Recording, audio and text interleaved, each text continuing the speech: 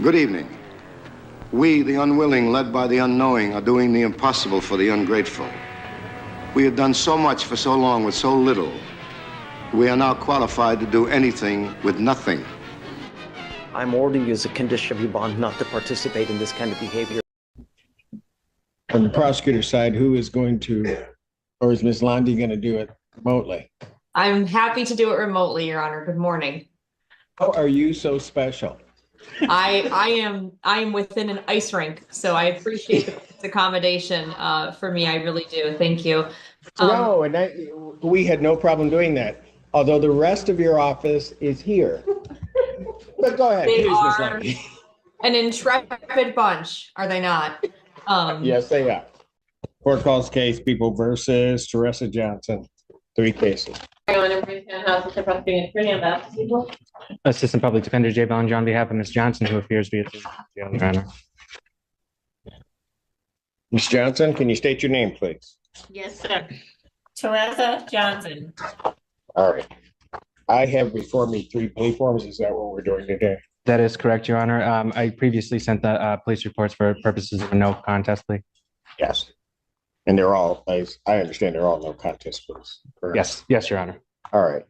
And the plea form starting in case ending in 5152 indicates that she would be pleading no contest to the charge of the stated count of assault and battery and an added count of attempted resisting and obstructing, the assault and battery being a 93-day offense and the attempted resisting and obstructing a 1-year offense. Also on case ending in 5189, she will be pleading no contest to the same charges of assault and battery, a 93-day offense, and attempted resisting and obstructing a 1-year offense with dismissal of count 1. There was also a global agreement to 2 years probation with assessments, treatment, full restitution on all counts. To the extent that's a sentencing issue, I cannot find the sentencing judges in this case.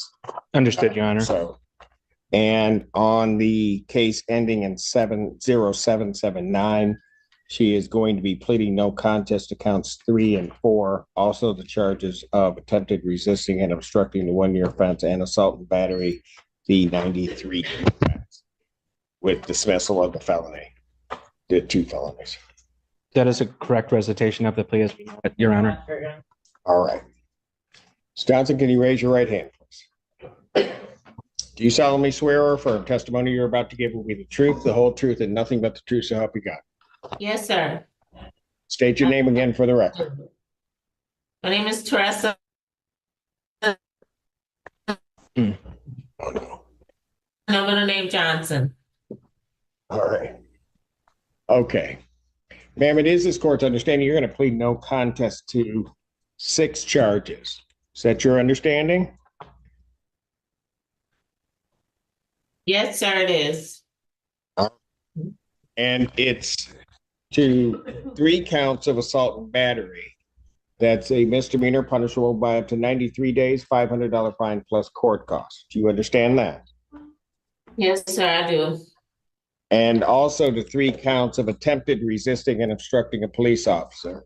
That's a misdemeanor punishable by up to 1 year incarceration and a $1,000 fine plus court costs. Do you understand that? Yes, sir, I do. All right. Do you understand what a no contest plea is? Barely. Barely? Yeah. Will you explain it? Well, yeah, I could. Did you talk to your attorney about that? We talked to chit chat, but it's never for my best interest. So it's like Pardon? nothing. I say nothing. No, what were you saying? I said it's not for my best interest, so we just, agree to disagree. Okay. I mean, you were saying that to see if I could get time to serve and go home today. I've been here almost a year straight. I got out and went to 3 different places and came back in like less than 2 weeks. Like, been here almost like a year straight. So for the same stuff, I was like, I don't understand. Okay. All right. Your Honor, may I give some background to this case just for the record? Sure. Your Honor, these matters, all three matters have been adjourned several times. Public defenders, including Mr. Bellinger, but also some of his colleagues, have worked very hard in getting a good resolution for Ms. Johnson. They've looked at different treatment courts. We have been communicating essentially nonstop on this case. They have beaten me up as much as they possibly will in getting this offer. The offer is not going to improve. With that said, I don't know if the council wants to approach it, we can discuss further, but I just wanted that on the record that this is not something that came about easily. It's not something we would normally just offer right away. And for somebody who has 3 pending cases of these natures, including CSC, consisting of obstructing officers and so on. Sorry. Oh, I appreciate that. And I do recall that from these files. My concern is not that, or that it's going to improve in any way, but making sure that this defendant understands what she's doing. Yeah. I quite frankly believe it was explained. It may not. It's an interesting thing. Sometimes I'm sitting up here talking, but people aren't hearing me. And so that may have been the case here. But based upon the 2 things that she has said on the record, what I'm going to do if the people will leave the offer open is I will adjourn this out a couple of weeks. So all of the issues that Ms. Johnson has that council can answer can be clarified. Yes, Your Honor, we'll leave that vote. I think that'd be the best, Your Honor. Thank you. All right. So Ms. Johnson, here's what I'm going to do. Okay. Your attorneys are going to come see you again. All right. Okay. And the important thing All is right. that you listen to what they're telling you. Okay. Okay. All right. Been And doing if you that. have but questions, okay. and hold on. If you have questions and things, you got to make sure to ask them. And then I'm going to adjourn these out 2 Okay. weeks. We'll come back and hopefully we can get this done. Okay. Yes, sir. All right. Thank you. Thank you. You're welcome, Judge Simpson. I appreciate you. Yes, ma'am. Thank Thank you, you. Jay. Certainly. So these are adjourned out to the 20th. Court does call the case. Court does call the case of the people versus Daniel Greenwood. Alexander, on behalf of the people. Good morning, Your Honor. Good to see you. As always, Robert Ellman with and on behalf of Mr. Greenwood. Mr. Greenwood, can you please state your name for the record? Daniel Lowell Greenwood. We're still waiting on a competency. That's my understanding, Your Honor. I have just been appointed to this matter just this week, but after speaking with Ms. Zenda, I do believe there is some kind of holdup with the competency evaluation. Yeah, I have a January 7th letter that they're looking at for records. That's the last communication I have. That's what the people have, Your Honor. All right. May I speak, Your Honor? No, Sure. Go for it. I am a CIA agent on record with the United States of America. And I noticed some flaws in the paperwork. Where it says arrest date and time, it says at 3 a.m. But where it says time booked, it says midnight. How was I arrested after I was booked? That's a motion for dismissal. That's all I have to say, Your Honor. And I will be pushing for wrongful incarceration. Pardon? I will be pushing for wrongful incarceration of a federal agent. Okay. Your Honor, Mr. Greenwood did discuss these things with me. I did tell him that we needed to wait for the results of the competency exam before we could move forward on any of those issues. However, I am. And your legal assessment of that is correct. Thank you, Your Honor. You're welcome.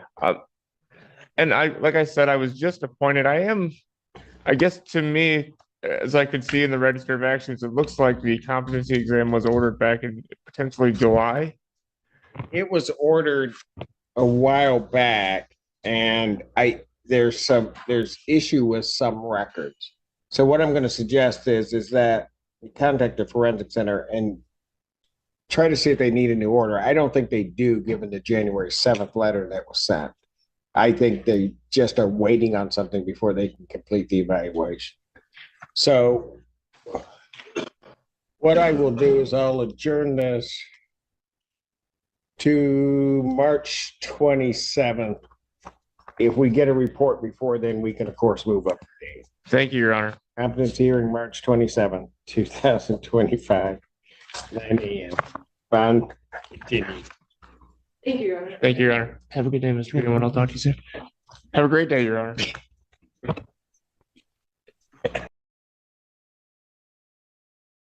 There we go. I'll take it off mute today. Judge Simpson did his best to hold it in. I'm proud of him for it. I wouldn't have been able to hold it in so well. Welcome to American Courts. It's been a little while since we've done an evening show, so welcome everybody. We got Kathy here. We got Terry, John, Nan, Eileen, John the Beagle Dad. I think we got a little bit of everybody. We're going to jump over to. I got Judge Simmons and another Judge Simpson one. Has everybody seen the Judge Norbeck one with the lawyer trying to be a judge lady crying over a ticket?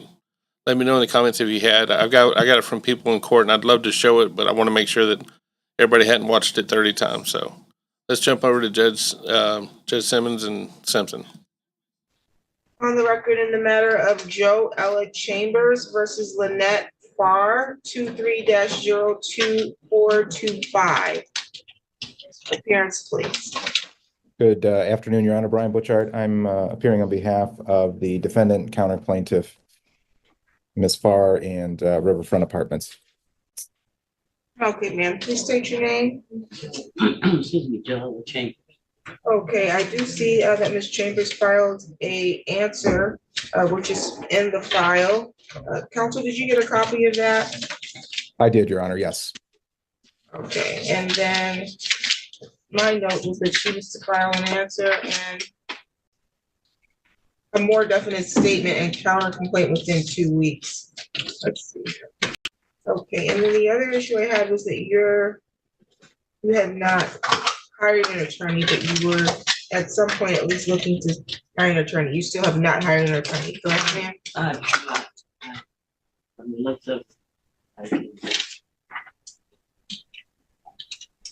I can't hear you, ma'am. I've tried. I've continuously tried. Okay. I've spoken to several attorneys.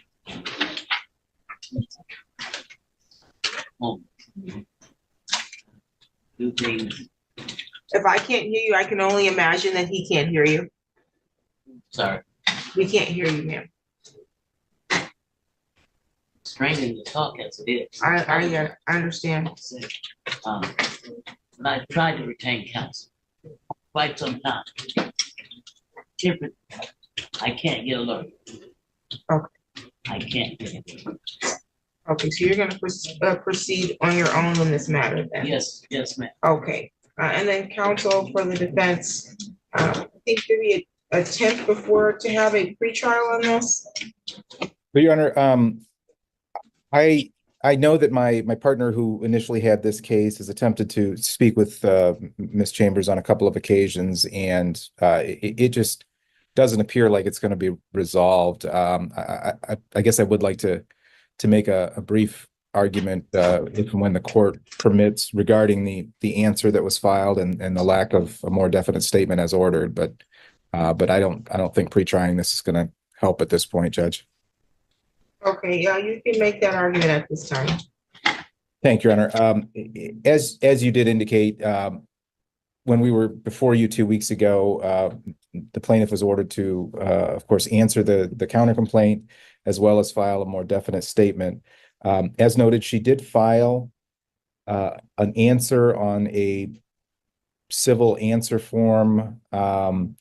She started that answer with the statement that she was answering the complaint, or I think she, of course, intended the counter complaint. But she went on, it's obviously not responsive as required by the court rules to the counter complaint. She specifically required pursuant to MCR 4.201, I'm sorry, MCR 2.111C, to answer each allegation individually with either an admission or a denial. She's failed to do that. It's a 3-page run-on narrative. In it, There also appears to be additional claims that were not claimed in the original lawsuit. She's claimed, I think, an additional $2,055,000 in accumulated damages. So I don't believe that the answer is compliant with the court rule or the court's order, nor has she filed the more definite statement as ordered. Your Honor, at this time, I would request that her case in chief be dismissed. I do understand that she's not an attorney, that she's proceeding in pro per, but this court has given her a lot of opportunities to comply, and as a matter of fact, she is required still to comply with the court rules, even though we do know that she likely doesn't understand them fully. I think the court's given her plenty of opportunity. We still don't quite understand what exactly her complaint is about. I think this is our fourth appearance before you, Your Honor, and at this time we would be asking the court to dismiss her matter. To the extent that I'm going to give you an opportunity to respond. I did order that you file a more definite statement. I only see an answer to counter complaint, which was filed 2 days ago. And for the record, this is the first time I've seen this file since then. So I've not had an opportunity to read this. Where is your more definite statement? Again, Your Honor, I was homeless. That's not what I asked. That's not what I asked you. Where's the more definite statement? Because on the 23rd, I said that you had until now to file a more definite statement. Where is it? You've not filed one? I haven't. Okay. I was trying to find a place to live. I understand that, but you're the one who's bringing this lawsuit. They didn't haul you into court while you were trying to find a place to live. You hauled them into court. So you're still responsible for following the court rules and the procedure. And I can't deviate from that because of your own circumstance. When you brought this matter before the court, you didn't have to bring this matter before the court if it was something that you could not move forward with appropriately. And even if you can't get an attorney, you filed this complaint on your own. You are still responsible for moving the case forward in an appropriate manner. It does say at the top under the address counter, so I'm assuming this is the answer to the counter complaint. I got to dismiss your complaint for failure to prosecute because you have not essentially put enough information in the complaint to put the defendant on notice as to what you're suing them for. So when I ask for a more definite statement, that's what I mean. You're required by the court rule to put the other party on notice in your writing, specifically of what you're saying they did to cause you damage, that they had a duty and that they breached of. So you've not been able to do that. I'm going to dismiss the case, but it will be dismissed without prejudice. So that means you can reissue the lawsuit at another time appropriately, and if you get an attorney. But as it relates right now, it's not moving forward, so I have to dismiss that. As to the counter complaint, I gave you an opportunity to address the counter complaint. The counter complaint, your answer is about 5 pages long, and I don't know that it's sufficiently, without reading it, is addressing the counterclaim, because even as I skim it, I see issues about police and civil rights, and you're requesting $2 million. And if you're requesting $2 million, you're in the wrong court. No, now. You know what now? I'm in the wrong court. You can't get $2 million out of this court. I'm getting false information. I'm getting held up. I'm getting blocked everywhere. Who's holding you up? I come to the courts. I ask people. I've never been in a city where they give you the wrong information, mislead you, everything. Well, we're not holding up your case, and the court is not to give you legal advice. No, ma'am. So you're the one who's bringing the lawsuit, ma'am. You understand that? Sometimes I understand. I have a headache. I have a hope, and I get confused in terms. I can understand that. And so what I would advise, ma'am, is that you probably not try to bring this lawsuit on your own. Maybe get some assistance of a counsel, an attorney, because it's not clear what you're suing for. Okay. They saying that there was damage, and I'm simply saying, how can there be damages when she is falsely using my apartment? Who is she? Lynette Farr. She would say first of all, it's $585. That's the exact amount of rent That's the exact amount I charged them with stealing. That's all on police records. That's all on record. Second of all, she was using my apartment to show investors, and she's sending me letters like they're inspections. It was her own workers who told me she was using my apartment as, to show investors. My apartment's in immaculate condition. All they did was come in there and steal. You have pictures of the damages? I have pictures. I'm talking to Mr. Burkett. Sorry.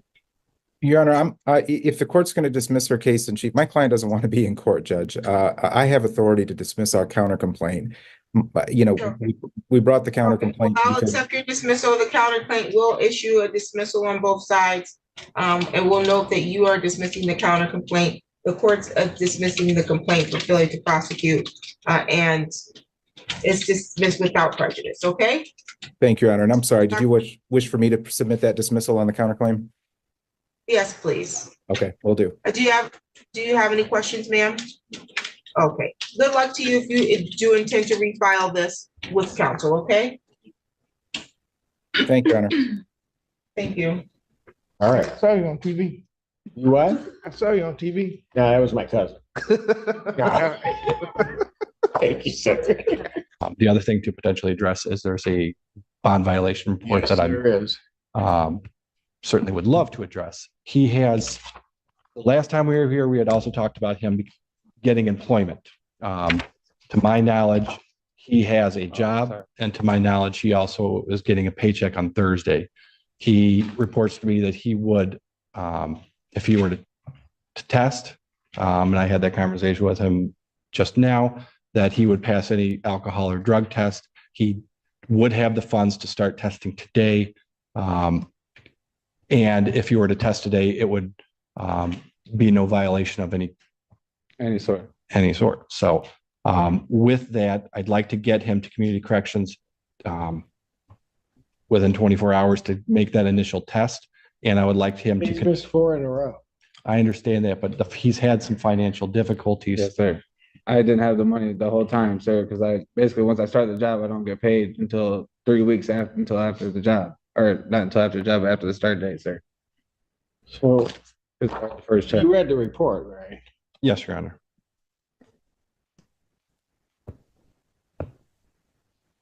He goes over, he says he doesn't have that, but then says that he would borrow the money from his aunt and return. I tried, and she didn't have it, sir. And he didn't return. And he didn't submit to any tests, and he didn't call him back either. Sir, I was actually trying to stay in contact with my attorney and actually have a bunch of phone calls, which my fiance does have on her right now. That Hold on, I didn't get any. sir. You didn't go. Why didn't you call him back? He's talking about community corrections. Oh, because I was trying to get a hold of my attorney to figure out if I can get a hold of you, trying to see if I couldn't get the fines waived, sir. That's all. I was trying to see if I couldn't. I don't have no problem dropping. I just didn't have the money at the time, sir. So I was trying to get a hold of my attorney because I was trying to get him addressed to get a hold of you to see if possibly I could get those fees waived until I got my paycheck, and I'd have paid it all at once. That's all, sir. I promise I wasn't trying to evade or anything like that. That's why I was trying to stay in contact with my attorney, but he was busy the whole time pretty much.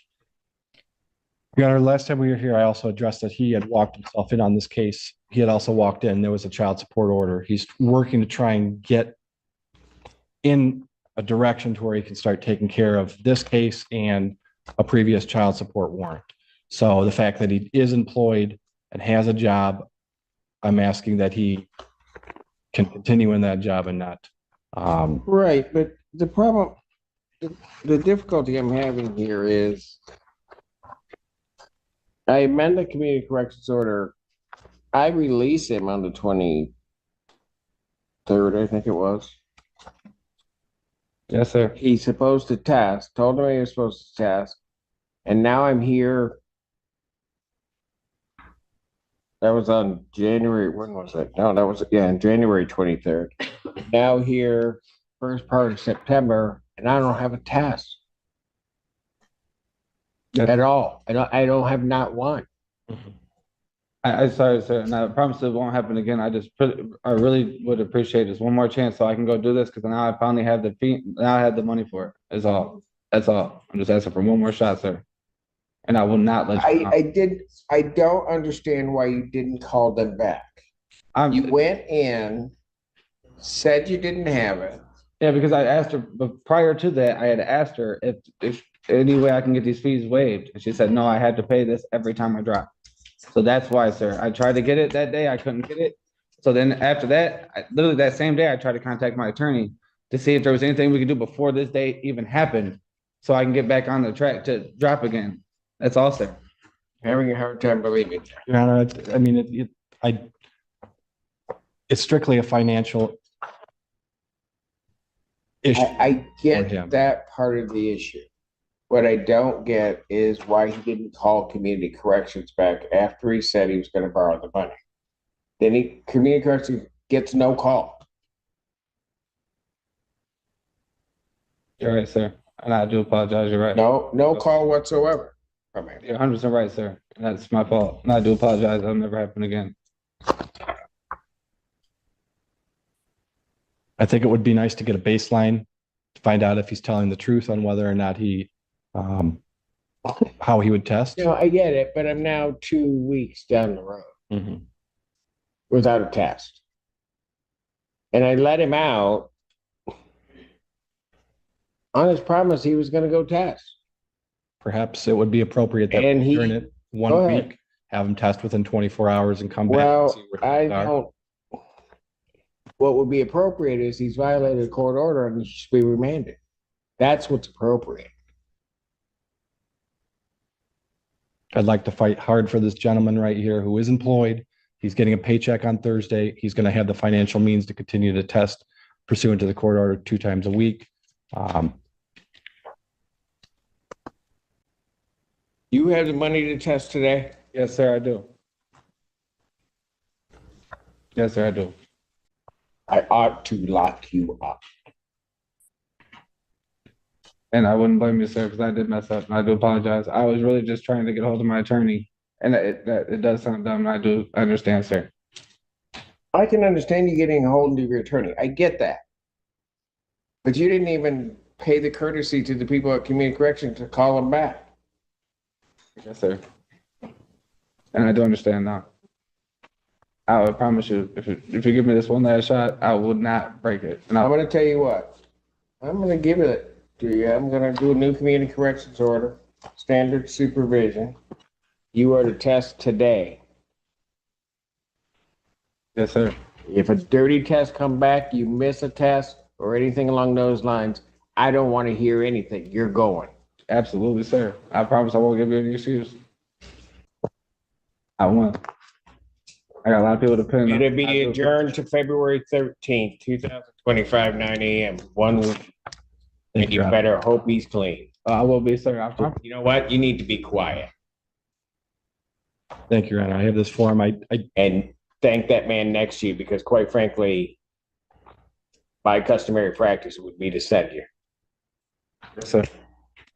And regarding the, obviously, I really do hope for a quick turnaround on the video, but I'm not sure. It may. Well, we may have to adjourn it out, but you've got big problems because I want to make sure I get a test.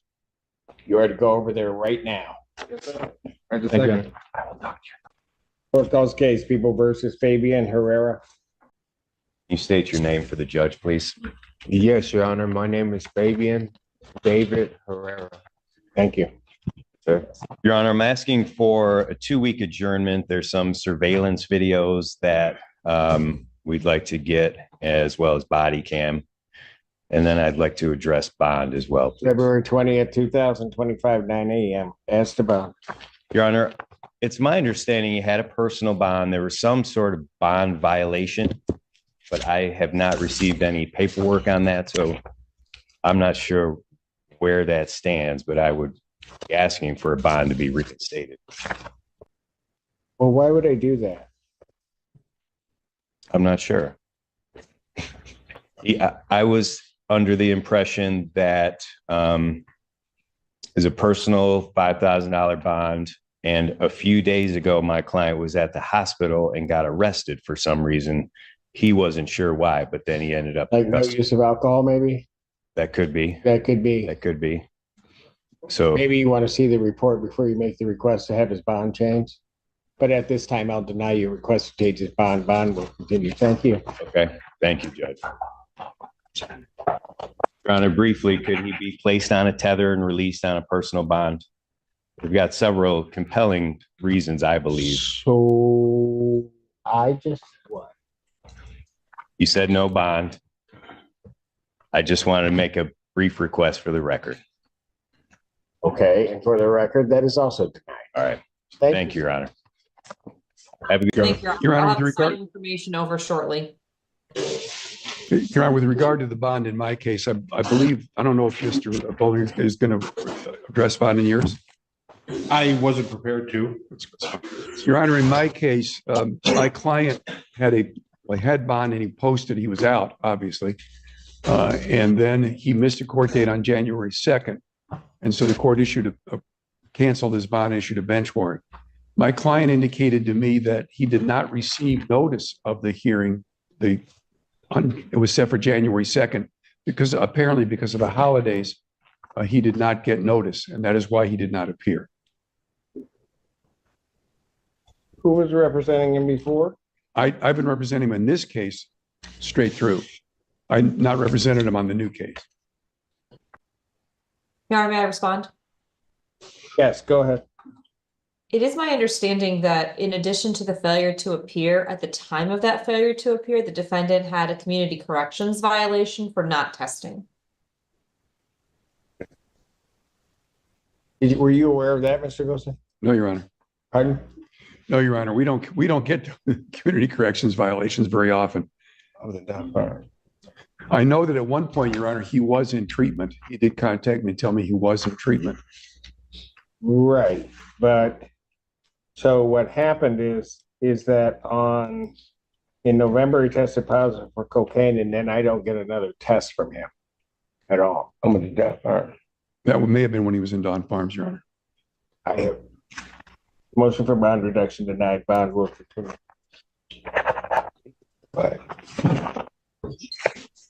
Judge, my client wants to address you about his tether. Fine. Apologies. Mm-hmm. You want me to do it? Yeah, the plaintiff in this case and I share a 10-year-old son. We co-parent a 10-year-old son. We have no issues. All right, And I'll take it from there. Okay. So what I think he's asking, Judge, is he wants to be able to get back to being able to do exchanges with the child and the parent, their 10-year-old child. I believe the complaining witness is present in the courtroom, and he's asking that the court would consider allowing them to have a contact order so that they can get back to being able to exchange the child and take the child to school. Do the people have a position or I'll leave it in the court's discretion. So the prosecutor, have you guys talked to the victim in this case or? Yeah. All right. She is present here, Your Honor. I did speak to her, and she has also asked for contact, Your Honor. Okay, where is she? She's right here. All right. Come on up. Don't be shy. He has time to go over. Take this. Hello. Hi, What's your name? Jessica. All right. And you wish to have contact? Yes, it's a big misunderstanding. It went too far and I just want all this to be over it. All right. Well, the case is set for prelim, but you feel secure that if I were to allow contact. I am perfectly safe. Yes. And there's a child that also kind of needs both of you. Mm-hmm. Telling me. Yeah. Okay. All right. Anything else you want to tell me? Can I tell you what happened? No. No? Okay. No. All right. That's it. No, I don't.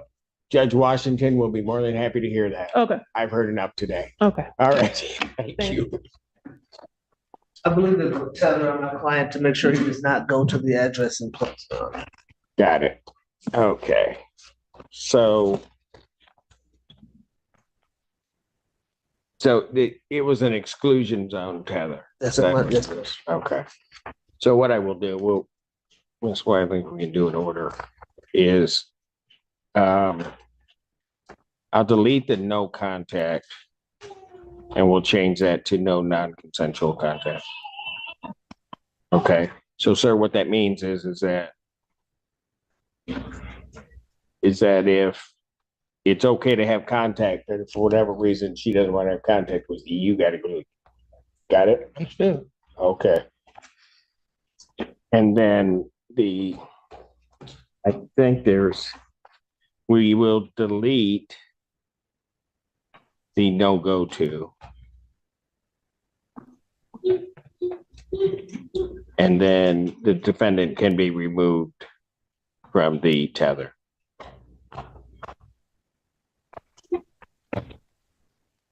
Thank you very much. Thank you very much. Thank you. Good afternoon, Assistant Public Defender Lauren Penny on behalf of Mr. Pittman. Mr. Pittman may have called in, Your Honor. He did contact our office this morning. No, he's here. He's right there. I'm here. Hello, good morning. Good morning. Your Honorable Judge Simpson, how are you today? I'm doing fantastic, Mr. Pittman. Thank you for asking. Not a problem. Keep here. Well, good. Your Honor, Mr. Pittman has a Secretary of State appointment on the 18th. We are seeking a date after that, so we can be working on getting its license. Okay, so his appointment with the Secretary of State's on the 18th. Yes.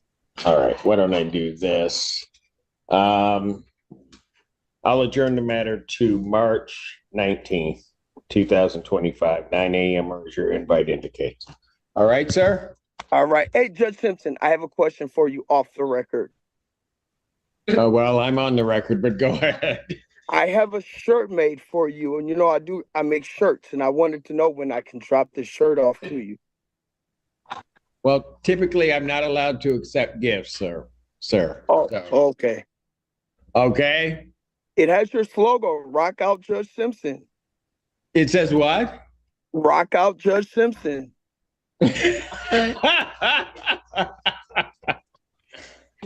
Well, I can't accept it, but certainly I'd love to see that. No problem, Judge Simpson. I'll make sure I'll get it to you. Thank you, sir. No doubt. See you later. Take care. Yep. All right, everybody. I'm going to jump over to people in court. She had a good video with Judge Norbeck the other day. A lawyer trying to run for judge got a ticket for sliding off the road in the ice, and she wanted to debate it. So we get to see what a professional does and how a professional handles getting a ticket. Miss Canfield Capper, you can hear me, right? Yes, I can. All right. This is a citation that was issued on January 10th of this year on US 131 there in Wayland Township. Said too fast for conditions involving an accident.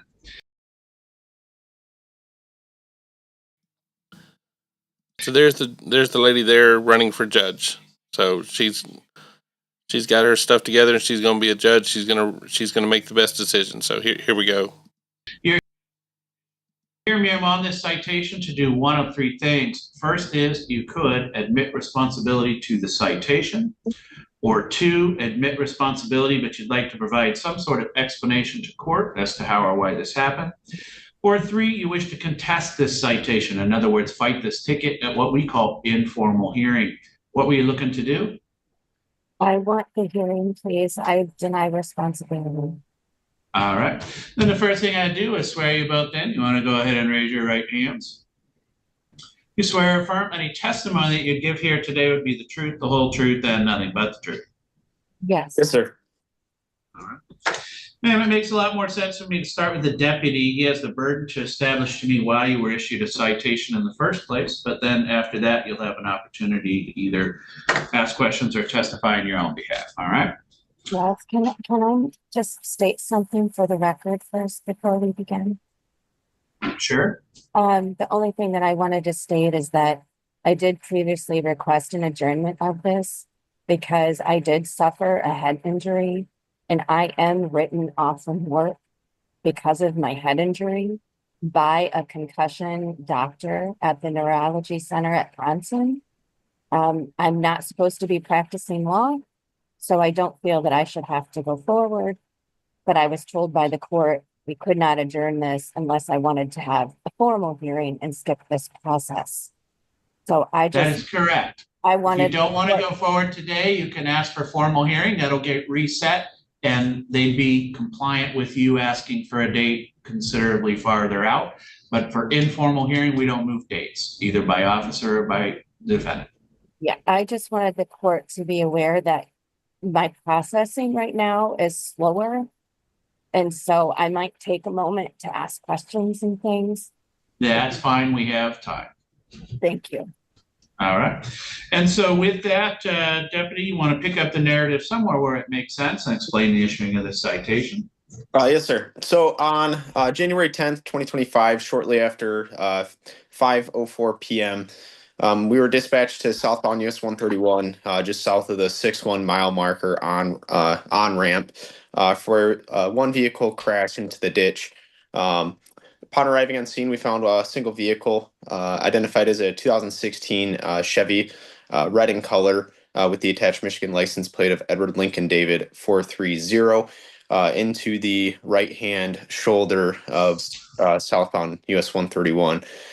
Through investigation, I found that the vehicle was traveling southbound when it had lost control, went into the ditch, and did sustain damage. I did issue the driver and the only occupant of the vehicle identified as Angelique, and I don't know if I'm pronouncing that right, Angelique Camfield Kuiper, the citation for the violation of the basic speed law for driving too fast. I did issue her citation SD 33604. All right. And Ms. Camfield Kuiper, what is it you wish to tell me? I would like to cross-examine the deputy, please. Okay. And Deputy Earl, how long have you been a deputy for the Allegan County Sheriff's Department? I've been here for 2.5 years. Any prior law enforcement experience?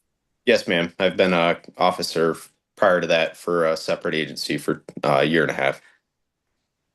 When did you graduate the academy?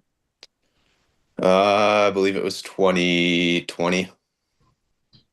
And what? Ms. Camfield Kuiper, how would this be relevant to your citation? I think I have the right to ask him his background and experience to determine whether I was going too fast when there was no Ma'am, personal observation. Then let me just put something on record here. This is not a speeding ticket. It's not accusing you of speeding. You can get this ticket going 10 miles an hour. What it is you have a duty to maintain your vehicle on the roadway. Weather conditions and road conditions are not a legal defense to this ticket. Essentially, the only legal defense to this ticket is I didn't slide off the road. So I'll let you proceed, but what the officer's experience is not relevant. He's not making a judgment call that you were too fast for conditions. He's simply observing that your car left the roadway. That is the only element to this citation. Actually, Your Honor, I looked up the statute and the statute says exactly, it is under the speeding statute under 257-627 parens 1 that I. Yes, ma'am. But like I said, if you're going 10 miles an hour and you slide off the roadway, you will still get this citation. It is not accusing you of speeding. It is accusing you of going too fast for conditions. The prima facie evidence of that is that you left the roadway. But Well, you can continue. I respectfully disagree with the court on that. Deputy, did you personally observe any of my driving that day? No. Did you speak to anybody who personally observed my driving that day? No, ma'am. Can you tell me what the weather conditions were that day? I believe they were cloudy with snow. Can you tell me where you were when you were dispatched to the scene? I believe I was in Wayland when I was dispatched to this scene. Do you know what the distance was that you were away from where my car was? I do not. Do you know how long it took you to get there? I do not.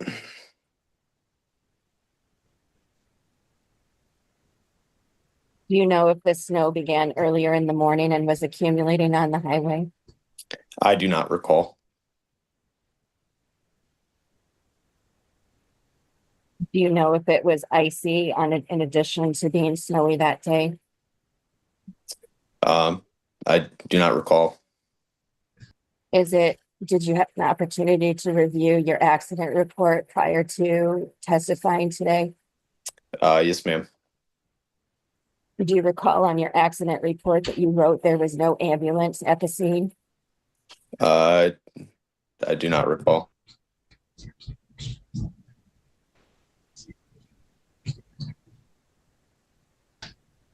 Would you refresh your recollection if you saw your accident report? Yes, ma'am. Do you have that with you, sir? Yes, I can pull it up. Could you take a look at that, please, and tell me whether you marked an ambulance was present or not? Ma'am, can you tell me whether or not it would be relevant, whether or not there was an ambulance there? Yes, Your Honor, if the deputy can't recall what the weather was, how long it took him to get there, whether it was icy in addition to snowing, and there are errors in the traffic report, it calls into question the veracity in his recollection with respect to that day. Okay, but ma'am, the relevant sentence would be your testimony of whether, are you denying that you had an accident and left the roadway? No, Your Honor, but I have That's the only pertinent question. I have other information to present to the court. Okay, why don't we present it in the form of testimony as opposed to cross-examination, and I'll determine whether or not this line of inquiry is relevant to a civil infraction, ma'am. Okay. I guess I don't. Ma'am, let me put it another way. Road conditions and weather conditions are not a legal defense to this ticket. You have a ticket that says your car left the roadway. Do you have any information to present that your car didn't leave the roadway? No, the ticket, the statutory section says, did I operate at a careful and prudent speed, not greater than nor less than what's reasonable and proper, having due regard to the traffic, surface, width of the highway, and any other condition existing. I'm infinitely familiar with the statute. Here's the issue. The testimony is that your car left the roadway. That is the prima facie evidence that you were not traveling at a speed conducive to the weather conditions and the road conditions. Ma'am, you can make that argument, but what I need to hear before I make a ruling, is we're getting way far afield of the information I need, is whether or not your car, you had an accident where you left the roadway that day. And I have a testimony that you did. If you would like to provide testimony that that didn't happen, that would be relevant for this citation. So none of the road or weather conditions are relevant to this action? No, ma'am. I sit here all winter, every year, getting this citation. If you have a slide off, even a one-car slide off, you will get this citation. We cannot give a ticket to the road for being icy or to the weather for being snowy. We live in Michigan. But people were driving all day long on 131 and not having accidents, but you had an accident. That's why you have this citation. The defense to this citation would be, I didn't have an accident. Well, I don't. You cannot blame it on the road or blame it on the weather. That is not an option for me to not find you responsible.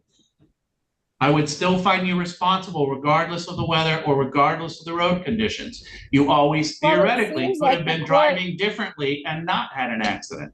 And the court is predisposed to a decision on these tickets. Well, no, ma'am, because I would be willing to hear you say that didn't happen. I didn't slide off the road.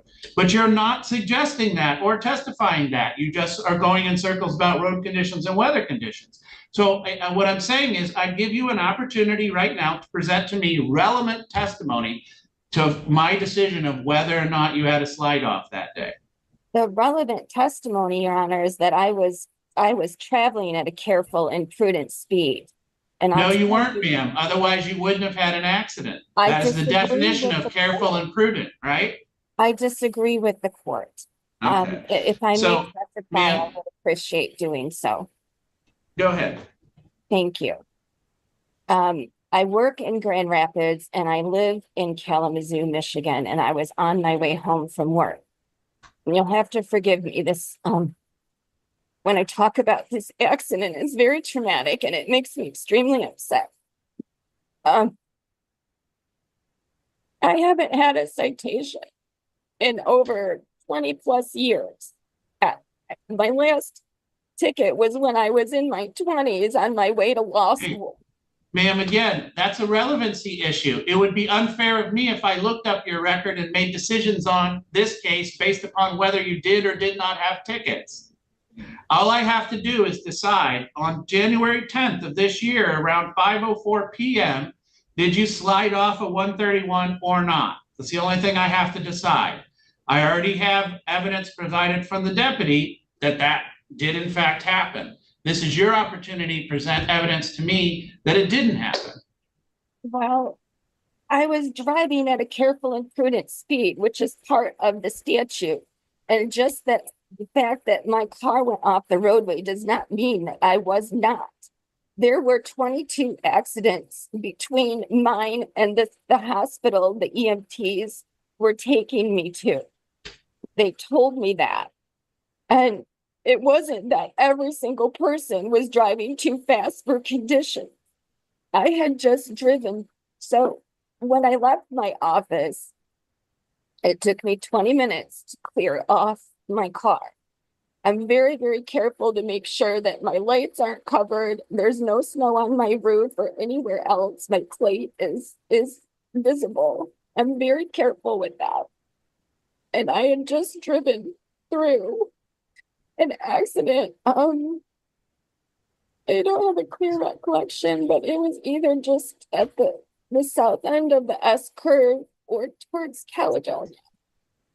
And I was being very cautious because I was trying to get home safely and have a weekend with my daughter because her sister was out of the state at a soccer tournament and I just wanted some time with her. And I remember that I texted over the Bluetooth, my staff at the office, and I said, be very careful, the roads are bad. And then I called my daughter over the Bluetooth and said, honey, I'm gonna be late because the roads are really, really bad and I just passed an accident and I'm taking my time. Ma'am, I'm gonna caution you. Did you just testify that while you were driving, you texted? Over the Bluetooth, it's the voice to text. Oh. I do not hold my phone while I'm driving ever, and I always wear my seatbelt.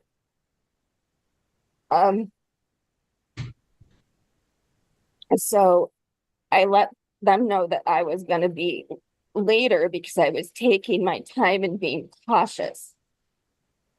When I got into Allegan County, the roads were worse and the visibility was lower. And I'm hesitant always to change lanes in that weather because in Allegan County in particular, the road commission's really bad at clearing the roads. I've driven in this state. I've lived in this state my whole life. I know how to drive in the winter and to be cautious. And I was hit on I-94 in 2021. I was Ma'am, you are telling a very long and involved story that is irrelevant to the decision I have to make today. I'm trying to explain what happened. How is anything that you've told me so far going to explain whether or not you left the roadway or not? Because it tells you how it happened. I was being careful. No, it doesn't, ma'am. The fact that you were in an accident in the past on a different road has no bearing on what's happening here. It does, because I was rear-ended and slammed into the vehicle in front of me, and it caused me trauma. And there was somebody that was coming up really fast behind me, probably a truck, I can't remember. because I get really nervous then when they're behind me so fast because I've already been hit. So I slowed even more and wanted to put my indicator on and checked my mirror to make sure it was clear. And I started to merge over so I would get out of that person's way. And then the slush was pretty deep. It was about maybe 3 or 4 inches of slush between the lanes, and it caught my tires. And there wasn't anything that I could do.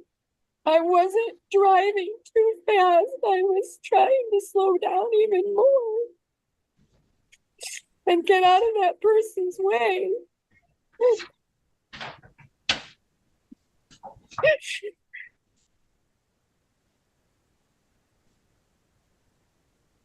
I'm very careful on the road. Anything further you wish to tell me, ma'am? Just that I don't think a preponderance of the evidence demonstrates just because I was off the road that means I wasn't driving carefully and prudently. I was even informing people how bad it was and saying to be careful. Okay, ma'am, so for purposes of informal hearing, I would find that the deputy has met their burden and that you are responsible on this citation.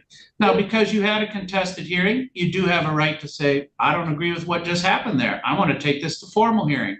Formal hearing is in front of the district court judges. It involves the prosecutor's office. But to get to formal hearing, you must do 2 things. First is you must ask for a formal hearing within 7 days of today's date. That window of opportunity to contest this further closes after 7 days. And 2, you must come in and post a cash bond in the same amount as the fine to guarantee your appearance at formal hearing. Do you understand your rights on appeal? Yes, I don't know how much the ticket is. I can tell you that. It's either 110 or 135, depending on whether or not they put the accident on there. $135. So if you come in and post that as bond, and then request that formal hearing within 7 days, you'd get another bite at the apple. I will tell you the problem that formal hearing will also be that road conditions and weather conditions are not a legal defense to this ticket, but you're free to exercise your rights. But we're all set for what we need to do here today. I'm going to go ahead and release parties. Thank you. Thank you. Thank you, Your Honor. All right, I'm going to go ahead and hit pause there. That was an amazing, all over a ticket that was 110, 130. You know, I'll cry over that kind of money if it's for something else, but over a ticket, I just kind of just grumble and pay it. It is kind of a BS ticket, though, to get a ticket for just sliding off the road. So, but that's not the way to fight it. You don't go on YouTube and cry about it. All right, let's go look at some Judge Fleischer. Good morning. You are Stephanie Garay. Ms. Garay, you're charged with driving while intoxicated. You're facing up to 6 months in jail and or a $2,000 fine. We're going to do probable cause. You have the right to remain silent. Anything you say can or will be used against you. You have the right to have an attorney present. If you cannot afford one, one will be appointed to you now. Okay. On January 31st, 2025, at approximately 1:34 a.m., officer observed a vehicle fail to signal a lane change in Harris County, Texas. The vehicle also had unconfirmed insurance. The defendant was later ID'd by Texas driver's license, and upon contact, the officer observed slurred speech, red bloodshot eyes, and the strong odor of alcohol emitting from the defendant's breath and person. The defendant admitted to consuming 3 beers. SFSTs were conducted. 6 out of 6 clues were observed on the HGN. 6 out of 8 clues were observed on the walk-in turn. 3 out of 4 clues were observed on the one-leg stand. The DIC was read to the defendant, and the defendant refused a breath sample. A blood search warrant was signed and executed. What did you say the stop was? I missed it. The stop was for a failure to signal lane change, and then the officer ran the plate and saw that the vehicle had unconfirmed insurance. Okay.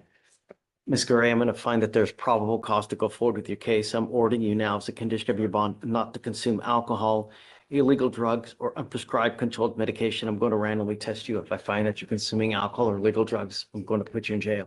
Judge, would you consider an interlock for this case? I am, because she just had one that was dismissed. So I am now placing a restriction on your license. You're not allowed to drive any vehicle that doesn't have a guardian interlock on it. If you're caught driving a vehicle that doesn't have one, I'm going to put you in jail. Do you understand? And you have a great lawyer listed in Mr. Darvish, and he'll tell you when you have to come back to court because you have a lawyer. I will waive your appearance, but it is your responsibility to stay in touch with him. Do not pick up any new cases. Don't drink. And if you lose your license between now and then, you're not allowed to drive. Do you understand? I do. Right. The other thing is also a condition of your bond is you're not allowed to drive unless you have liability insurance in your name. Do you understand? So if you drove here today and you don't have liability insurance, you can't drive. You understand? I do. All right, so I'm gonna have you sign a reset. Victoria, we'll have you get Felicia for your bond conditions, and then you guys are free to go. All right, thanks, guys. Right, Judge, next is page 3. Chirino, come on up.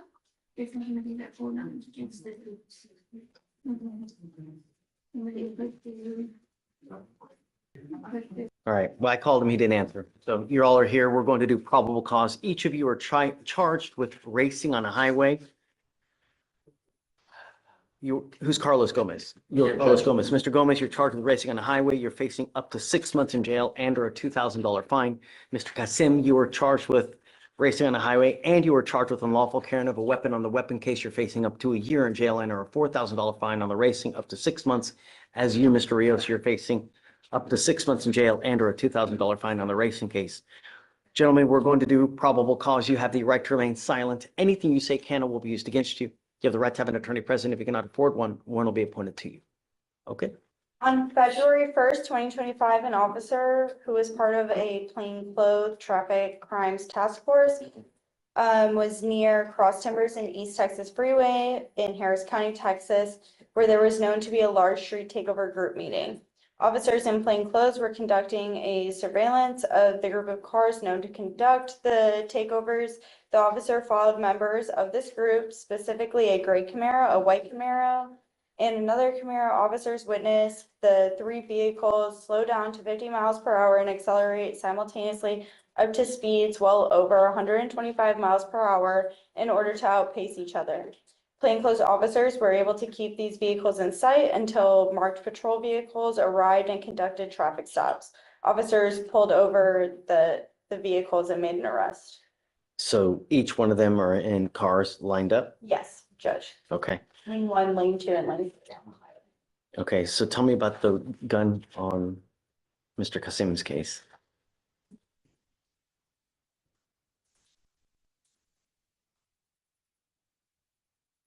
I'm sorry, Judge, what was the question? So Kasim is Kasem. While you're looking at, gentlemen, I'm going to find that there's probable cause to go forward with the case. I'm going to tell you now, living in a city as big as Houston without the ability to drive blows. And I am now ordering you as a condition of your bond not to participate in these types of activities anymore. Racing, street takeovers, donuts, reckless driving. If I find that you do, first thing I'm going to do is I'm going to put you in jail. The next thing I will do is I will take your ability to drive away from you. Do you understand? Not only that, the Texas legislature has made it extremely easy for DAs across the state of Texas to seize, take cars permanently for people who are continuously participate in these activities. And I'm telling you because I've seen it here where people get their $80,000 to $100,000 car seized and taken and they don't get it back. Do you understand? Yes, Your Honor. And Mr. Kasim admitted to having the handgun in his fanny pack to the officer. So can you file those conditions on all these gentlemen? Or I guess, let's go through each of them. Do they have Texas driver license? They all have eligible Texas driver's license. Great. All right. One more thing, gentlemen. You are not allowed to drive unless you have liability insurance in your name. If you do not have car insurance, then you're not allowed to drive. If I find that you drive without car insurance or you violate any of these conditions, I will put you in jail. I will do everything in my power to protect my community. Imagine you hit something at 125 miles an hour. You crush anything. Do you understand? Yes, Your Honor. I will have you each take a seat while we craft your bond conditions. We'll have you sign it. Because you guys have lawyers, I will waive your appearances. So you don't have to waste your time coming to court, but you must stay in touch with counsel and they will tell you when you have to come back to court. If they tell me they cannot get a hold of you because you're ducking and dodging and playing games, I will issue a warrant for your arrest. You pick up a new case, I will issue a warrant for your arrest. You become a danger to my community, I will issue a warrant for your arrest. Understand? Yes, sir. Yes, sir. All right. I'm gonna have you each go to Victoria, sign a reset, and then we'll have you take a seat in the jury box. Gomez? And then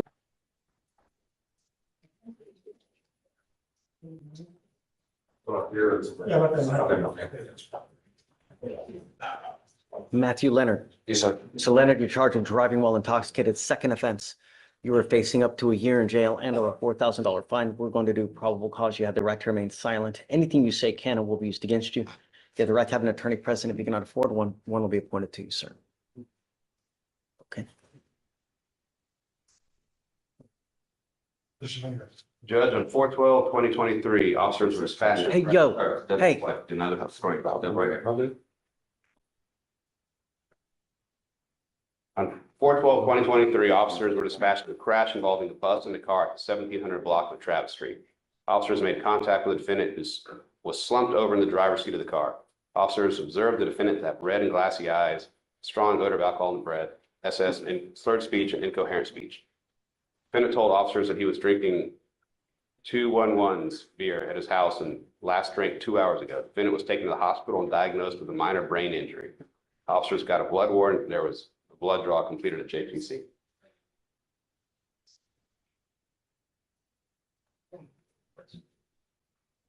Then, so what, do you have the results? Hold on a second, let me see.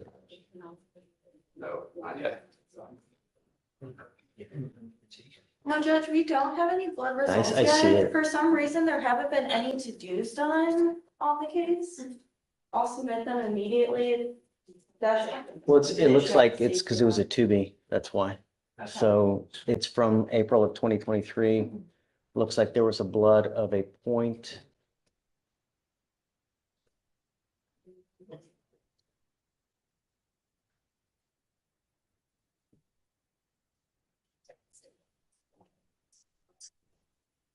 Yeah, 0.198. Okay, Mr. Leonard, I'm going to find that there's probable cause to go forward with your case. I'm ordering you as a condition of your bond not to consume alcohol, illegal drugs, or unprescribed controlled medication. I'm going to randomly test you. Because it's a second offense, I'm now ordering you as a condition of your bond not to drive any vehicle that doesn't have an ignition interlock on it. Yes, sir. Miss, can you run his license, see if he has a valid Texas driver license, please? No, Judge.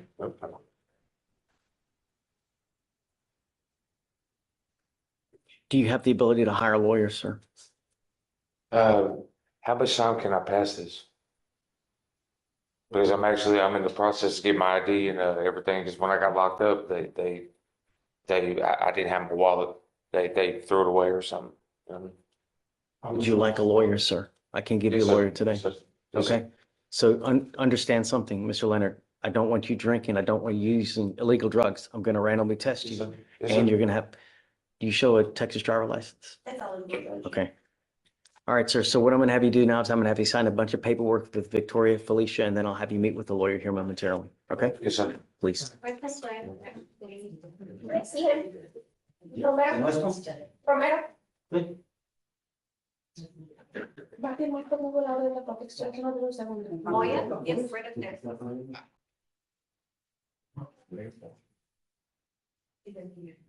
Good morning, Ms. Moya. Oh. Do you speak English or do you need? I speak only English. Yes, only English. You speak English? Yeah, only, yes. And you're charged with interference with the duties of a public servant. You're facing up to 6 months in jail and or a $2,000 fine. We are going to do probable cause. You have the right to remain silent. Anything you say can or will be used against you. You have the right to have an attorney present. If you cannot afford one, one will be appointed to you. On January 29th, 2025, an officer was dispatched to a Valero parking lot for a suspicious motor vehicle that may have been stolen. Loss prevention on the motor vehicle came back to the license plate, sorry, on the motor vehicle came back to a white Ford F-150. The vehicle identification number on the vehicle was different than what had returned. The defendant got out of the suspected motor vehicle, and the officer was performing a felony stop on the possible stolen vehicle with multiple items in her hand, and the defendant refused to obey commands when told to drop them. The officer stated that he told the defendant to face away from him and walk backwards with his hands up, with her hands up. The defendant refused to obey commands and walked towards the officer with her hands down and facing him. The defendant kept moving back towards the front of, the defendant kept moving hands back towards the front of her body while the officer attempted to put on handcuffs on the defendant. The officer ordered the defendant to walk towards the vehicle, to which the defendant refused and had to be escorted by force. The defendant kept moving her hands away from the officer and he attempted to handcuff her again. The officer had to take the defendant to the ground due to the defendant attempting to free herself. The defendant continued to move around so she could not be handcuffed. She the driver or the passenger? Is there a co-defendant? Did someone else get the UUMV? It does not appear there's any co-defendant. It's a passenger. Stop, ma'am. Don't.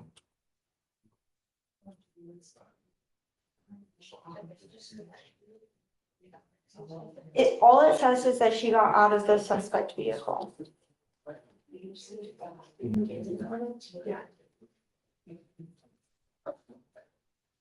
Ma'am, I'm going to find that there's probable cause to go forward with the case.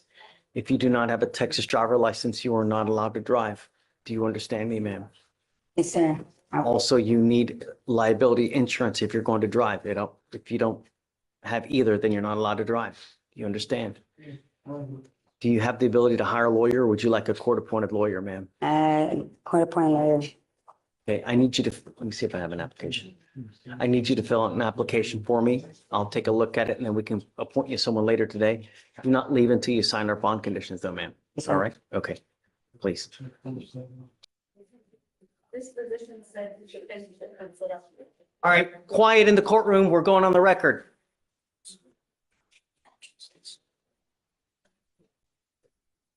Ready, Ramona? Yes, sir. All right. We are on the record. Today's date is February 7th, 2025. It is approximately 10:35 in the morning. We're here on a Faizan Noor Kabir, cause number 215-8240. Guys, would you announce yourselves for purpose of the record? State. For the state, Kelsey Seabrun. For the state, Mackenzie Walton. Defense. For the defense, Andrew Salinas, Salinas. All right. And we are here now due to Mr. Kabir having a bond violation. This is our third bond violation report that we have had. Our first bond violation. So I guess let me start up. Mr. Kabir is charged with driving while intoxicated. He was ordered as a condition of his bond not to consume alcohol, illegal drugs, or unprescribed controlled medication. State, does he have a DWI open elsewhere to refresh my memory, please? Mr. Salinas, did he not have a DWI? He currently, yes, Your Honor, He has an open DWI where? in Navarro County. So we put conditions on him. I can't. Please, Felicia, The most recent ones, Judge, or there's been a few that we've amended over time. what are the current conditions now? The current conditions now are. Appear in court every time the case is set on docket, there are new law violations. Install a IID device in the vehicle, no driving without permission of the court, no drugs, no alcohol. Plan to obtain a scram device, and to submit to drug and alcohol testing at the court's discretion. Did he have a curfew as well? No, Judge. He originally had a curfew, Your Honor, but because there were no issues with that, we had it removed. Okay. Yes. And so now our first bond violation report that we had was September 23rd, 2024. And in that one, he had been in lockout for failure, I guess, to pay. I don't know, which is weird because we normally always pay for all of them. A second bond violation report was filed January 6th, 2025.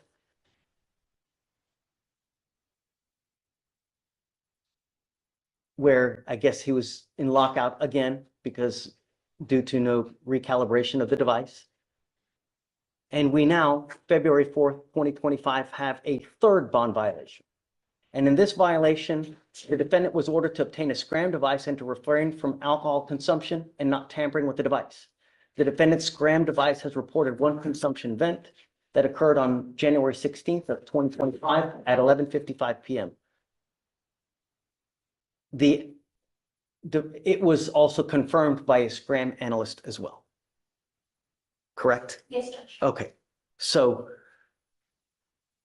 Yes, Your Honor. So, yes, so to begin with the first amended order for pretrial, so if the state wants a copy, I have a copy to show them, but sure. So, Your Honor, just going to the very first order, as Your Honor just noted, usually agency fees are waived for that. However, the box on that for saying that the fees were waived, I believe were not checked on that. Further, Your Honor, the main purpose here for your determination of giving someone bond in the first place is to establish that they come back to court. So are they a flight risk? And then also, are they a danger to the community? Now, Your Honor, if an interlock device is in lockout on a vehicle, it doesn't start. No one's driving that vehicle specifically. There's no way that they can. I could call a witness to testify that, but I know that you But that doesn't are aware of excuse you that. from violating the conditions. Your Honor, Are you justifying that because of that you can just? No, Your Honor, I'm trying to contextualize this because we've been here two prior settings before. I know you've concerned greatly about the number that it's at number 3 now. I'm trying to establish that the first and second, there was no indication of alcohol consumption or drug use during that time. It wasn't working. How are we supposed to know? And Your Honor, again, one of the two main points of determining what kind of bond both the conditions and amount are, will they return to court and community safety? Here, my client who's being accused of DWI wasn't driving that vehicle. So it was impossible for him to be driving that vehicle, Your Honor. So I ask you to take that into account as far as public safety goes. As far as this latest bond violation, it's the state's burden to prove that my client violated his bond. All we have right now is a report by Scram, but no one is here to testify on behalf of. Well, we can call that, Your Honor, but sure. Judge, I spoke with the defense counsel today and he said that he was not requesting to have anybody come here to testify to the scram device. We have Felicia that can be called up as a witness to testify as to what happened with and whether he tested positive or not, whether he's consuming alcohol. It's also the state's burden to prove that he did that. So that's, yeah. Please. Yes, Your Honor, we would call. All right, so I'm going to interrupt it. That dog hates me. My wife ended up with a new dog, a little 3.5-year-old Chihuahua, and that dog just pure hates me, and nothing brings me more joy in life than that. Pretrial Services, Ms. Felicia Charles. Okay, ma'am, would you please come up, raise your right hand? Do you solemnly swear to tell the truth, the whole truth, and nothing but the truth, so help you God? Yes. Okay.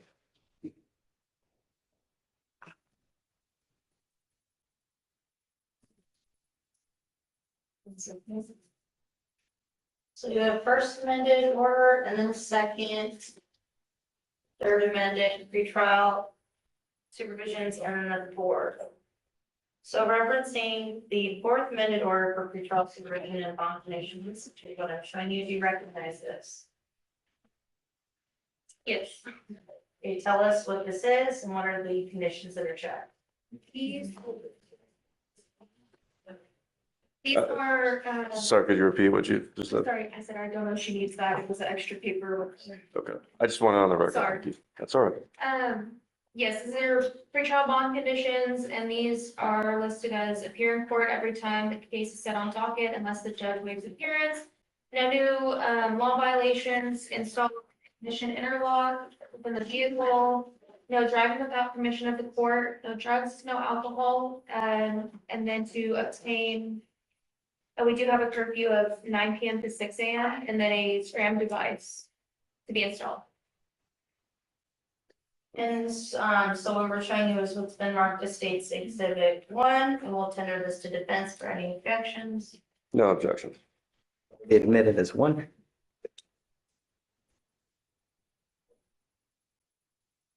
So in this case regarding the Scram device, can you tell us about that?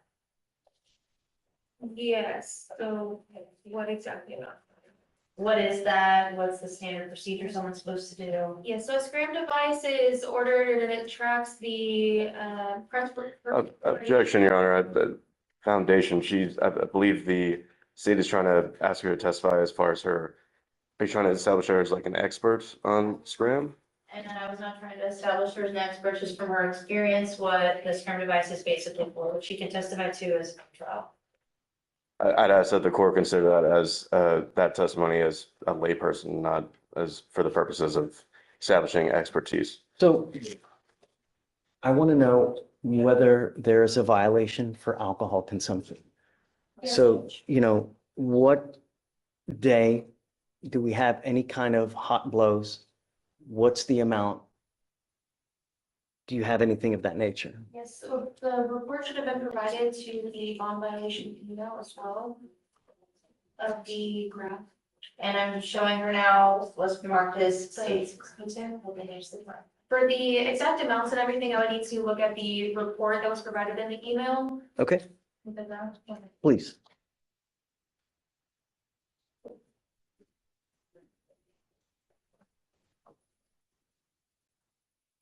Have the graphs been printed, State, or she's just referring? Yeah, just so we can all agree on what she's referring to.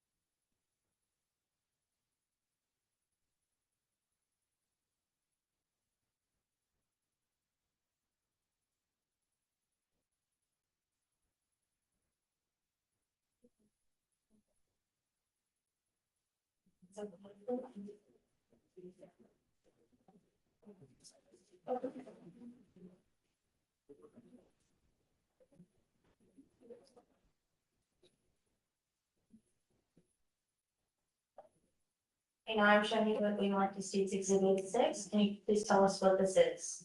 So this is a Scram report sent back to us whenever the device information and data is pulled. And this is what the analysts observe for either tampers or consumption. And this is what they send us back if there is a confirmed tamper or consumption as per. Okay, so this fairly accurately depicts an Scram report and what it says it is. Yes. We will tender defense for any objections and note that this has been, is it correct to say this has been emailed to defense prior to this date? Yes. Defense proceeded, no objection, Your Honor. Okay, it'll be admitted. Okay, so can you tell us about the specific dates in this report again that was given to defense prior to today of the basic dates that the Scram was not completed properly? Yes, so the device seems to be fully functioning. And on January 17th, Friday, January 17th, the Scram device picked up a peak TAC of 0.078%. And then established a zero baseline once again for the dissipation rates of the alcohol at 9:05 a.m. on January 17th. Say it again. 9:05 a.m. January 17th, 0% TAC was reestablished for the dissipation of alcohol. Okay, and for those dates, the ones that match on what I'm showing you as State's Exhibit 2, the bond violation report, can you please, do you recognize this? Yes. Can you please read the details of the violations here? It says the defendant was ordered to obtain a Scram device and to refrain from alcohol consumption and not tampering with the device. The defendant's Scram device has reported one consumption event. The confirmed alcohol consumption occurred on January 16, 2025 at 11:55 p.m. This information was received on 1/17/2025 and confirmed by a Scram analyst. Thank you. We pass the witness. Okay. All right. Good morning. I just want to, if you could turn to, I believe it was it's Exhibit 3, I think, for the Scram non-compliance report, the cover page. Do you see that? Yeah, what she has right there. Oh, is it 6? Okay. Would you stay, since you're close, would you give that to her? Thank you. So just looking at the cover page there, can you read who the agent is on this report? Justice Turner. Are you Justice Turner? No. Have you consulted with Ms. Turner about this report? Through the emails, yes, for the bond violation report and the. What exactly did those conversations include? The entire. So let me, sorry, that was a poorly phrased question. Sorry, No, I don't understand. that's my fault. Don't worry about it. My question is, did she consult with you when compiling this report? Would you be more specific? Did you help in the assembly of this report? No. Okay. Have you ever assisted or aided in the assembly of a Scram systems non-compliance report? No, No, no one in the department does. Okay. And do you have any sort of, have you ever worked for Scram systems? No. Have you ever had any special training in Scram systems? Yes.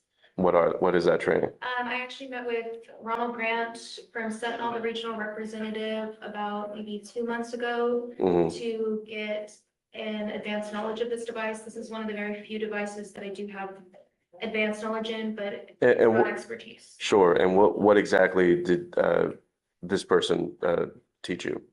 We went Briefly. through how to read the graph, kind of how to establish consumption versus a tamper, environmental factors versus consumption, etc. Okay.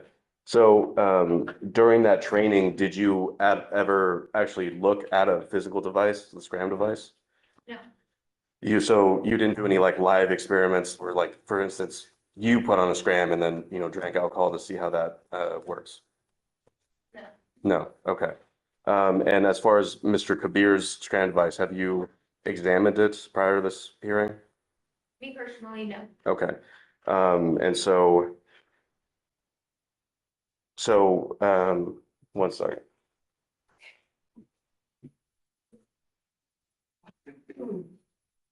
So is it fair to say that you've been thoroughly trained on the theory of Scram device and alcohol detection? Is that fair to say? That let me rephrase that. So you don't have any actual technical experience with how the Scram device detects alcohol in someone's skin. Is that fair to say? Thank you. I don't want you to think. It's a yes or no. I still don't understand. I'm trying to understand too. Do I not understand how a Scram device works, or have I not for myself? And Sure. So, this is pretty, is it fair to say like the science is kind of advanced here? Like when you received your training, did you have the personal opinion that was advanced science that you were learning about? I believe so. Okay. And you don't, so basically it sounds like your training, and correct me if I'm wrong here, your training was mostly so you could be able to make sense of what a report says and not necessarily how the actual device itself works. Is that fair to say? Partially, yes. Okay. What's what am I partially wrong about? For yes, reading the graphs, but then also what kind of would entail, what would mess with the device. Okay. Essentially, as well with tampers, environmental factors with that, makeup or placing something between the skin, how things are worked around with the device, how people evade from, having the correct reading on the device. Sure. And so that's, you basically learned that all in theory, right? Yeah, there were no like, withdraw that question. So I'm just saying there was no like actual, you didn't look at any studies. Did you read any studies when you did this? Okay. I actually met with him due to another case. I wanted to further understand it, so we examined the report for that. Well, And also reviewed some of the peer review articles. Well, that's great. I'm glad that you want to, a lot of people won't. They'll just kind of do their jobs, right? I'm glad that you want to further knowledge, but what I'm trying to get at is it's fair to say that knowing how something works in theory and actually examining the actual thing itself, the practicality of it is different, right? Do you agree with that statement? Yes.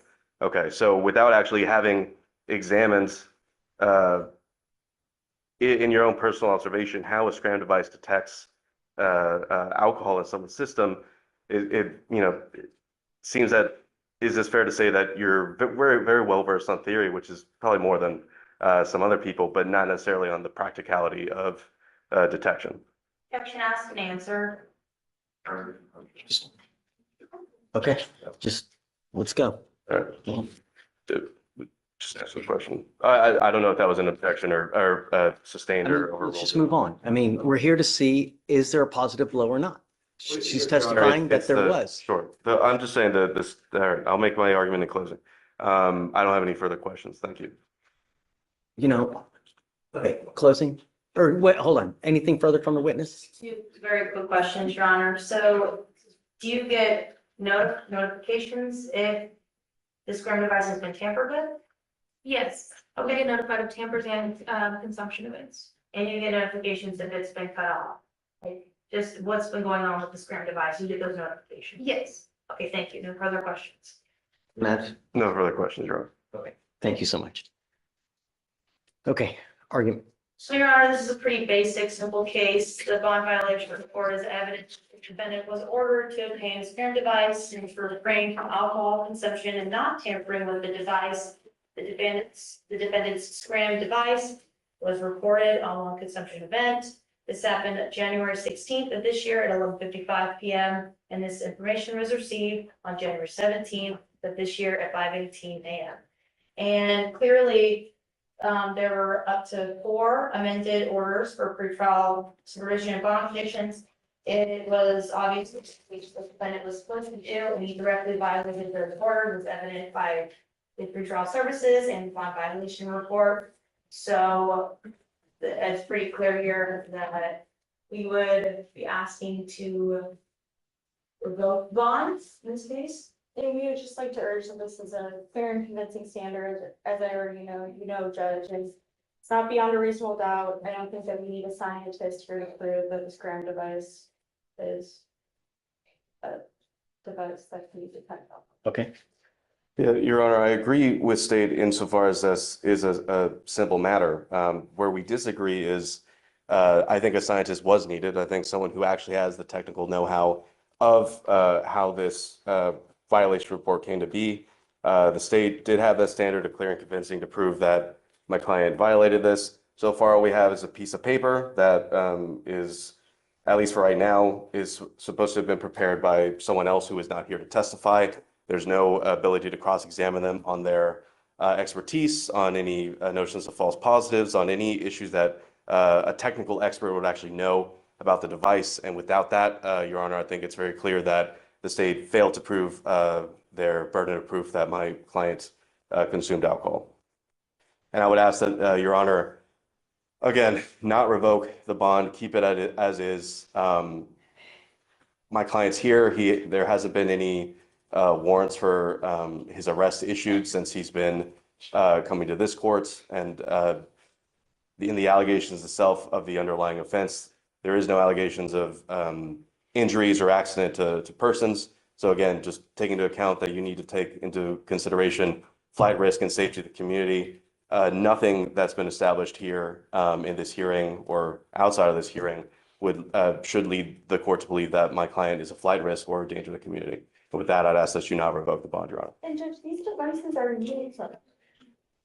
Say it again. These devices are used all the time.